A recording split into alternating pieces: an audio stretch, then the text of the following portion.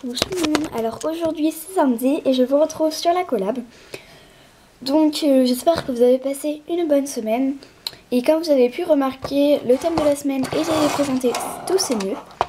Donc moi, il se présente dans une petite boîte, ma boîte décoration entre guillemets. Donc là j'ai 4 casiers, donc ça c'est tous les nœuds, enfin 4 compartiments. Là où il y a tous les nœuds que j'ai achetés. Et un petit peu plus loin, il y a les nœuds que j'ai fait. Voilà, donc on va tout de suite commencer par les nœuds que j'ai fait. Donc j'en ai pas forcément beaucoup puisque je les fais quand j'en ai envie. Sachant que je les utilise moins que ceux que j'achète. Donc j'ai des organza chocolat. Voilà, j'en ai qu'un mais voilà. Donc vous voyez, c'est pas des nœuds comme on achète, hein, c'est des petits nœuds en satin tout simple. Donc des blancs et des noirs. Voilà. Ensuite, donc pour les nœuds que j'ai achetés, ils sont rangés par coloris. Donc là, il y a tout ce qui est beige, marron. Là, tout ce qui est dans les tons blanc, noir, gris, rose, mauve, rouge et bleu, vert. Voilà. Donc je vais commencer par les chocolats. Donc j'en ai 4 sortes. Donc à chaque fois, j'en ai plusieurs. Hein. Je vous dis pas combien j'en ai à chaque fois. Et donc ils viennent tous de chez Après cette création ou Perlaya ou Argate. Donc voilà, c'est mes fournisseurs de nœuds. Donc déjà j'en ai des chocolats à pois blanc, des satins chocolat, des satins crème.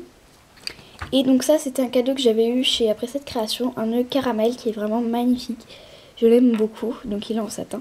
Donc il faut savoir que les nœuds en satin sont plus petits que les nœuds à pois, mais voilà, je les trouve mignons quand même. Hein. Ensuite, pour les tons bleu vert, donc j'en ai 3 sortes. Donc j'en ai des verts pistaches à pois blanc que j'aime vraiment beaucoup. Des bleus pastel à pois blanc. Et des bleus normales, on va dire, à pois blanc. C'est un bleu vraiment magnifique. Donc voilà pour ces tons. Ensuite, dans les tons noirs, blanc, gris, j'ai ça. Donc déjà, j'en ai des noirs à pois blanc, des blancs à pois noirs, pardon, des noirs à pois blanc, des petits satins noirs, des petits satins blancs et des gris que j'aime vraiment beaucoup à pois blanc. Voilà. Ensuite, dans les tons un peu mauve, rose, rouge, là j'en ai pas mal. Déjà j'ai des mauves à pois blanc, des fuchsias à pois blanc, des roses pastel à pois blanc, des satins rouges et des satins un peu rose fluo, mais pas fuchsia, parce qu'il y a une différence. Donc un peu fluo comme les surligneurs. Si vous avez des surligneurs roses, c'est à peu près cette couleur. Donc en satin. Voilà pour mes nœuds. Donc il y en a qui vont dire que j'en ai pas beaucoup. Enfin, que j'en ai pas beaucoup, mais moi je trouve que pour ce que je fais, c'est suffisant. Et sachant que je vous en ai montré qu'un exemplaire à chaque fois, mais j'en ai plusieurs de chaque couleur. Et donc la question de la semaine, c'était montre-nous ta dernière création que tu as cuit. Alors c'est vrai que sur le coup, on n'a pas trop réfléchi, puisque c'est vrai que c'est plus évident de faire... Enfin, on ne cuit pas qu'une chose. Donc moi j'ai sélectionné un bijou. Et donc c'est une bague de moustache, comme ceci.